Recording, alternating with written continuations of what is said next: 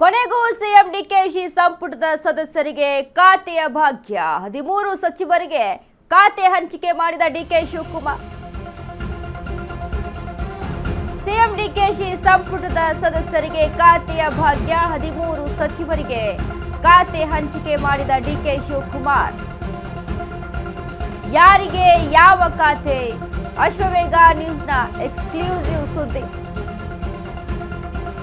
DCM doctor G ಪರಮೇಶ್ವರ್ಗೆ ಕಂದಾಯ ಯುವ ಸಬಲೀಕರಣ. ಸಚಿವ ಪ್ರಿಯಾಂಕ್ ಖರ್ಗೆಗೆ ಹೋಮ್ ಜೊತೆ ಐಟಿಬಿಟಿ ಹೊಣೆಯನ್ನ ಕೊಟ್ಟಿದ್ದ.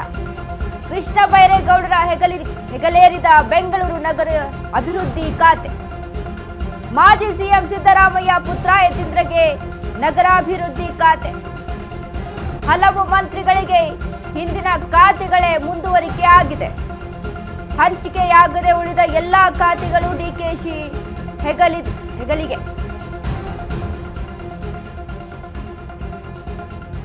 ಸಚಿವರಿಗೆ ಖಾತೆ ಭಾಗ. ಡಿಕೆ ಶಿವಕುಮಾರ್ ಹಣಕಾಸು ಮತ್ತು ಗುಪ್ತಚರ ಖಾತೆ, ಪ್ರಿಯಾಂಕ್ ಖರ್ಗೆ ಗೃಹ ಮತ್ತು ಐಟಿಬಿಟಿ, ಕೆಜೆ ಜಾರ್ಜ್ ಇಂಧನ ಮತ್ತು ಪ್ರವಾಸೋದ್ಯಮ ಖಾತೆ,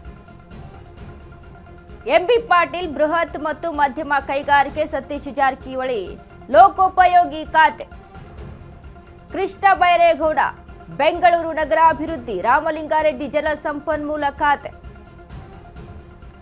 ಕೆಎಚ್ ಮುನಿಯಪ್ಪ ಆಹಾರ ಮತ್ತು ನಾಗರಿಕ ಸರಬರಾಜು, ಬೈರತಿ ಸುರೇಶ್ಗೆ ಸಾರಿಗೆ ಇಲಾಖೆ, ಯುಟಿ ಖಾದರ್ ಆರೋಗ್ಯ ಇಲಾಖೆ, ಯತೀಂದ್ರ ಸಿದ್ದರಾಮಯ್ಯ ನಗರಾಭಿವೃದ್ಧಿ ಇಲಾಖೆ,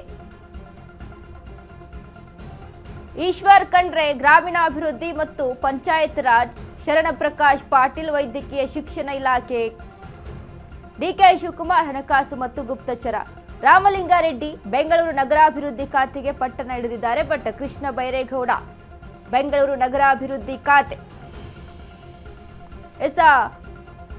ಸಚಿವರಿಗೆ ಖಾತೆಯ ಭಾಗ್ಯ ಸಿಕ್ಕಿರುವಂಥದ್ದು, ಇದರಲ್ಲಿ ನಿರಾಸೆಯಾಗಿರುವಂಥದ್ದು ರಾಮಲಿಂಗಾರೆಡ್ಡಿ. ಹಾಗಾಗಿ ಇನ್ನೇನು ಕೆಲವೇ ಕ್ಷಣಗಳಲ್ಲಿ ಸುದ್ದಿಗೋಷ್ಠಿಯನ್ನು ನಡೆಸಲಿರುವಂತಹ ರಾಮಲಿಂಗಾರೆಡ್ಡಿ ಏನು ಘೋಷಣೆ ಮಾಡ್ತಾರೆ? ಜಲ ಸಂಪನ್ಮೂಲ ಖಾತೆಯನ್ನ ಕೊಟ್ಟಿದ್ದಾರೆ, ಅದು ನನಗೆ ಬೇಡ ಅಂತ ಇರುವಂತ ರಾಮಲಿಂಗಾರೆಡ್ಡಿ. ಹೀಗಾಗಿ ನನಗೆ ಬೆಂಗಳೂರು ನಗರಾಭಿವೃದ್ಧಿ ಖಾತೆ ಬೇಕು ಅಂತ ಕೃಷ್ಣ ಬೈರೇಗೌಡ ಬೆಂಗಳೂರು ನಗರಾಭಿವೃದ್ಧಿ ಖಾತೆ ಲಭಿಸಿದೆ. ಆ ಖಾತೆ ನನಗೆ ಬೇಕು ಅನ್ನುವಂತ ಪಟ್ಟನ್ನ ರಾಮಲಿಂಗಾರೆಡ್ಡಿ ಹಿಡಿದಿರುವಂತದ್ದು. ಡಿಕೆ ಶಿವಕುಮಾರ್ ಸಂಪುಟದ ರಾಮಲಿಂಗಾರೆಡ್ಡಿ ಅವರ ನಿಲುವಿನ ಬಗ್ಗೆ ಸಾಕಷ್ಟು ಚರ್ಚೆ, ಕುತೂಹಲ ಆಗ್ತಾ ಇದೆ. ಇನ್ನೇನು ಕೆಲವೇ ಕ್ಷಣಗಳಲ್ಲಿ ಸುದ್ದಿಗೋಷ್ಠಿಯನ್ನು ನಡೆಸಿ ಏನ್ ಹೇಳ್ತಾರೆ ರಾಮಲಿಂಗಾರೆಡ್ಡಿ ಅನ್ನುವಂಥದ್ರ ವಿಚಾರದ ಕುರಿತಾಗಿ ಸಾಕಷ್ಟು ಕುತೂಹಲ ಇರುವಂಥದ್ದು. ಇನ್ನು ಡಿಕೆ ಶಿವಕುಮಾರ್ ಉಳಿದಂತ ಖಾತೆ, ಈಗೇನು 13 ಜನರಿಗೆ ಖಾತೆ ಹಂಚಿಕೆ ಆಗಿದೆಯಲ್ಲ, ಉಳಿದಂತಹ ಖಾತೆ ವಿಚಾರಕ್ಕೆ ಸಂಬಂಧಪಟ್ಟಂತೆ ಸದ್ಯಕ್ಕೆ ಡಿಕೆ ಶಿವಕುಮಾರ್ ಮುಂದೆ ಇರುವಂತಹ ಒಂದಿಷ್ಟು ಜವಾಬ್ದಾರಿಗಳು.